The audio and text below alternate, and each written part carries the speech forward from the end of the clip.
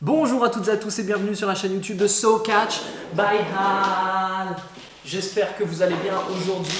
Très heureux de vous retrouver pour cette vidéo. On est dimanche matin, tranquillement, petit week-end posé. Je voulais tenter un nouveau concept, un nouveau truc, vrai ou faux. Vous avez vu une série de questions sur Twitter avec le hashtag sondage Hal. Je voulais votre avis sur certains sujets WWE, le catch indépendant et aussi certains autres sujets de façon un petit peu plus globale. On commence tout de suite avec ce premier sondage et la très jolie faute d'orthographe. Bah oui, hein, on reste fidèle à soi-même. Charlotte Flair est la meilleure catcheuse à la WWE. Vous avez été 64% à répondre vrai à cette question sur 213 votes, donc c'est plutôt pas mal. Ça fait 2 tiers à peu près. 2 tiers d'accord pour dire que Charlotte est la meilleure catcheuse à la WWE. Personnellement, je pense que oui. Après, ceux qui ont dit faux, là, je comprends pas parce que sincèrement, je vois pas qui que Charlotte Flair en ce moment meilleure à la WWE. Vraiment, si on regarde toute la division féminine de la WWE, je pense que c'est elle qui a vraiment construit la révolution féminine et c'est elle qui a montré qu'elle était capable de faire ce que les hommes faisaient en premier en fait, tout simplement. Après, du coup, on a deuxième sondage. Cette fois-ci, vous avez été un petit peu moins nombreux à voter, 117 personnes. Roman Reigns, avec une très belle faute encore, a la place qu'il mérite à la WWE. Et vous avez été une nouvelle fois 2 tiers, un petit peu moins de 2 tiers, à me dire cette fois-ci faux. Il y a un problème à la WWE avec Roman Reigns et la façon dont il est utilisé. On a vu maintenant depuis quelques mois, depuis quelques années même, que Roman Reigns est overpushé à la WWE. Et voilà, le ressenti global c'est quand même que ouais, le mec il mériterait de descendre un petit peu. Là il y a le retour de The Shield avec cette Rollins-Dean Ambrose, donc forcément le mec reste toujours sur le devant de la scène. Je suis pas convaincu que ce soit un mauvais catcheur, juste son utilisation qui est quand même on va dire abusé dans tous les sens du terme. Après, nouvelle question. Alors celle-ci, je l'aime beaucoup. L'Undertaker aurait dû prendre sa retraite après sa défaite à WrestleMania 30. Je crois que c'est le premier sondage sans faute. Hip hip hip hurrah. Cette fois-ci, vous avez massivement répondu vrai. Pour vous, l'Undertaker aurait dû prendre sa retraite après WrestleMania 30 puisque vous êtes 80% à avoir dit vrai contre 20% de faux. Je vous rejoins totalement parce que je pense que pour moi la streak c'était vraiment très symbolique. Déjà l'Undertaker a eu véritablement du mal dans son match face à Brock Lesnar. Ça s'est vu après les années suivantes, il peinait vraiment, il peinait dans ses matchs. Et encore cette année face à John Cena, il a fait un match éclair très rapide. Et pour le coup, je me dis, est-ce qu'on a envie de voir l'Undertaker catcher si c'est pour qu'il nous sorte des matchs de cette qualité ou est-ce que tout simplement il aurait dû s'arrêter un petit peu plus tôt. En tout cas pour vous, la réponse est plutôt claire puisque vous êtes à 80% d'accord que l'Undertaker aurait dû arrêter sa carrière. On sort un petit peu du contexte WWE, cette fois-ci on va parler de la deuxième plus grosse fédération mondiale, la New Japan Pro Wrestling.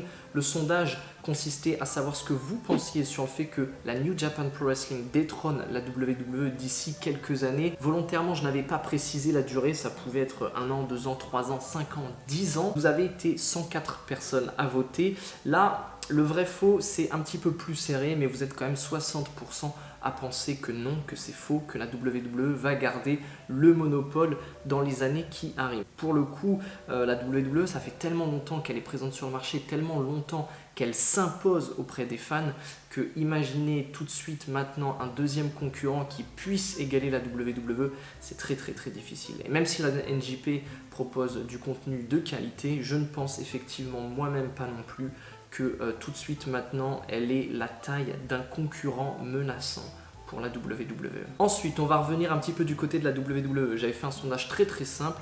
Brock Lesnar devrait partir de la WWE. Vous avez été 130 personnes à voter et vous êtes quand même 3/4 à penser vrai. Vous avez répondu vrai pour 71% des personnes qui ont voté contre 29% de faux. Ce qui est marrant, c'est que c'était juste avant SummerSlam. Donc du coup, Brock Lesnar a perdu son titre face à Roman Reigns lors de SummerSlam et on pensait plus ou moins que Brock Lesnar était parti de la WWE et puis il est revenu lors de Hell in a Cell. Donc pour le coup, désolé pour toutes les personnes qui ont une fausse joie à SummerSlam parce qu'il est bel et bien de retour à la WWE. On va voir pour lui comment ça va se concrétiser dans la suite, dans l'avenir, mais vous êtes énormément à ne pas aimer le fait que Brock Lesnar ait été champion mais aussi été beaucoup absent. On va voir si la WWE continue de l'utiliser en tant que part-timer ou on va voir si il est revenu pour un dernier run et peut-être qu'il quittera la fédération un petit peu plus tard. Affaire à suivre. On va parler cette fois-ci des titres puisque le sondage portait sur le nombre de titres au sein de la WWE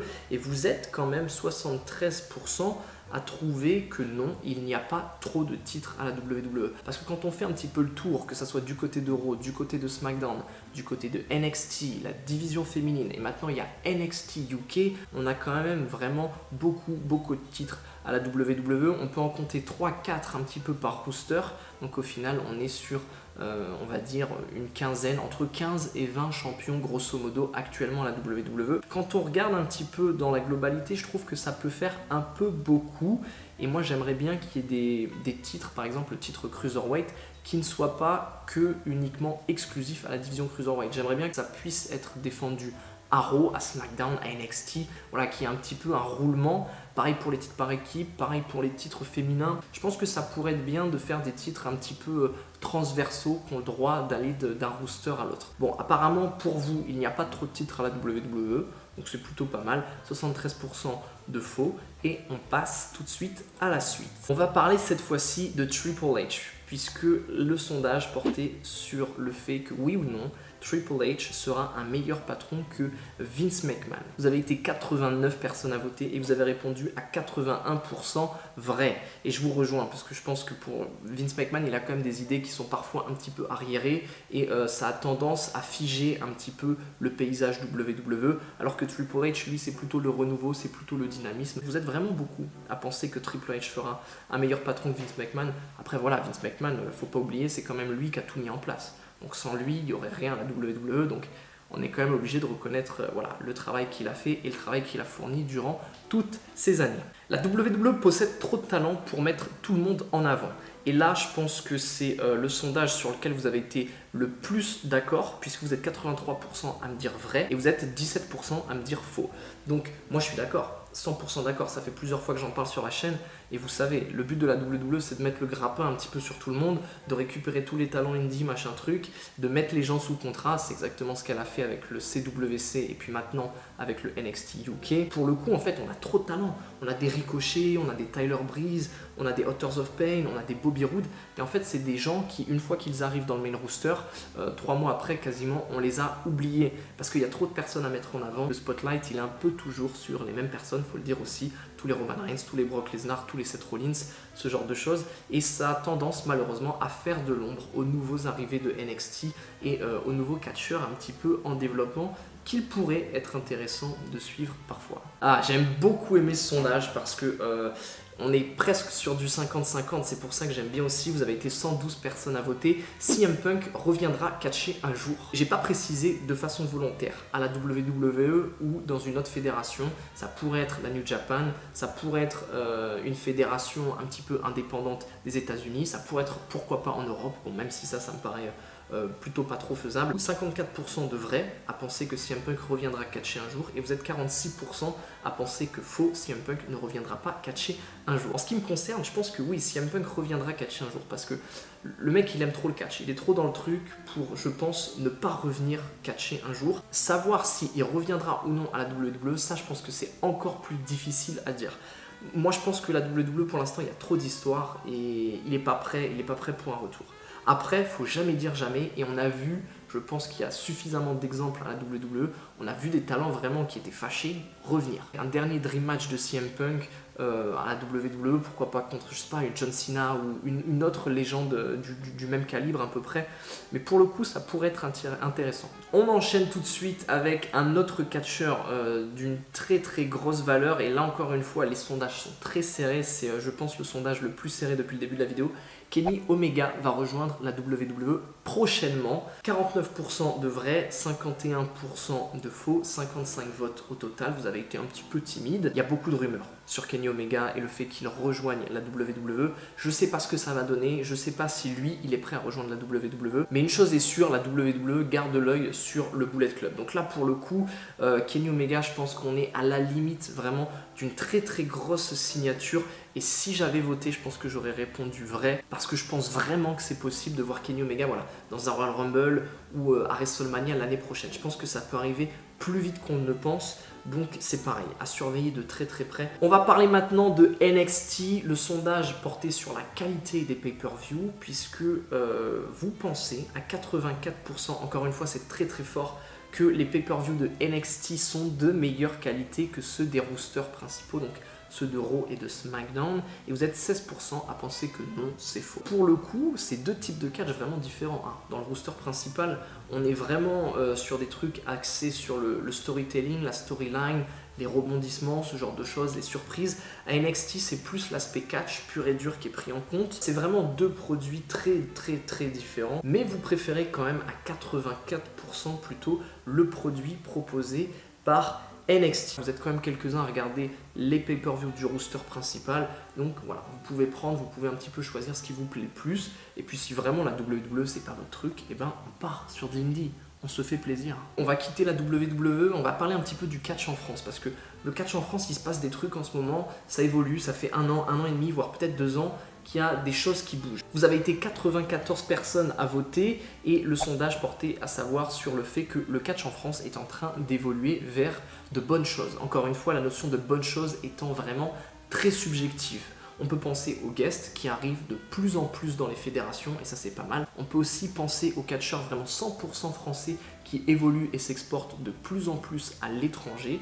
Pour le coup, vous avez été 73% à répondre vrai, ce qui est plutôt pas mal, et vous avez été seulement 27% à répondre faux. Après, il y a eu 94 votes. Je me demande sur ces 94 votes, est-ce que tout le monde connaît vraiment le catch en France? Est-ce que tout le monde est vraiment au courant de ce qui se passe en France ou pas? Parce que on peut avoir tout type de fans et on peut aller voir aussi tout type de show en France. On a vraiment un panel de types de catch très différents, et je pense que encore une fois il y en a pour tous les goûts. Une petite question un petit peu plus globale: les catcheurs doivent prendre les mêmes risques pour chaque match, virgule, peu importe le nombre de personnes dans la salle. Là c'est un petit peu plus serré, vous êtes 60% à penser que c'est vrai, c'est-à-dire que le catcheur catch devant 3 personnes ou 100 personnes ou 5000 personnes, il doit sortir la même qualité de match. Vous êtes 40% à penser faux. Cette question, elle m'intéressait parce que je pense qu'il y a un vrai débat derrière ça, et il y a des vrais arguments à développer, parce que j'entends beaucoup parfois les catcheurs dire oui mais je vais pas prendre ce risque, je vais pas sauter de la 3e corde,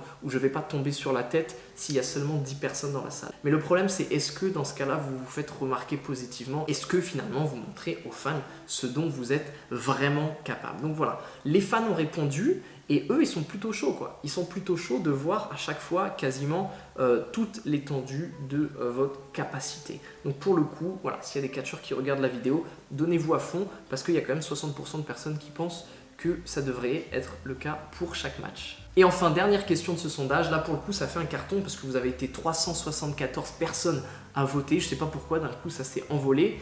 Le personnage interprété par le catcheur est tout aussi important que ses capacités dans le ring. C'est-à-dire, en gros, grosso modo, 50% de performance dans le ring, 50% de performance dans l'interprétation du personnage. 364 votes, et là, le résultat est sans appel. 89% des personnes pensent que c'est vrai.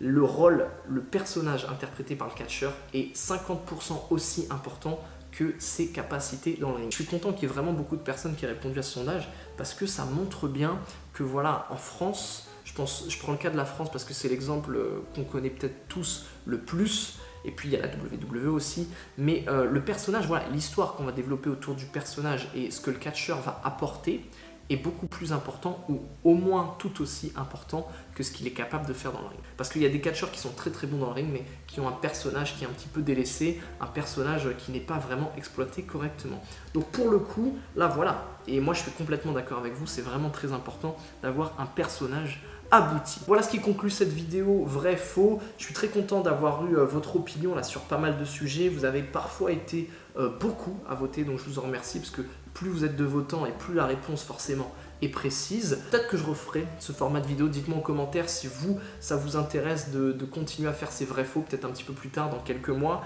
Si vous voulez réagir aussi sur des vrais faux qui vous ont peut-être un petit peu interpellé. Et puis comme d'habitude, je vous invite à liker la vidéo et à la partager le plus possible. C'est vous qui construisez la communauté SoCatch jour après jour. Donc un énorme merci. On se retrouve très bientôt sur la chaîne YouTube SoCatch by Aaron. D'ici là, portez-vous bien. Bisous à tous.